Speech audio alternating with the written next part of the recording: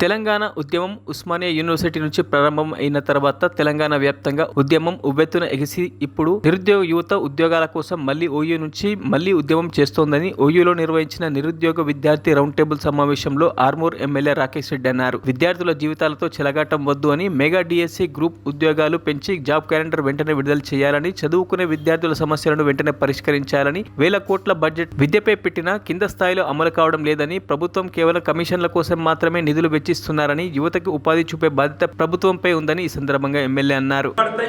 తెలంగాణ పల్లెలన్నీ పచ్చగుంటాయంటే ఓర్వలేని జాతి పదవులనుంటే జరిగే పరిణామం ఇదే. ఈ రాష్ట్ర వ్యాప్తంగా ఉన్న ప్రతి ఒక్క రాజకీయ నాయకుడు గుర్తుపెట్టుకోవాల్సింది ముడింది మీ రోజులు. ఎన్నొద్దు నిరుద్యోగ యువతని నిర్వీర్యం చేస్తారు, నిర్లక్ష్యం చేస్తారు. తగిన సమాధానం యువతనంతా ఒకటి చేస్తాం, నిరుద్యోగం రాష్ట్రం ఒకటి చేస్తాం.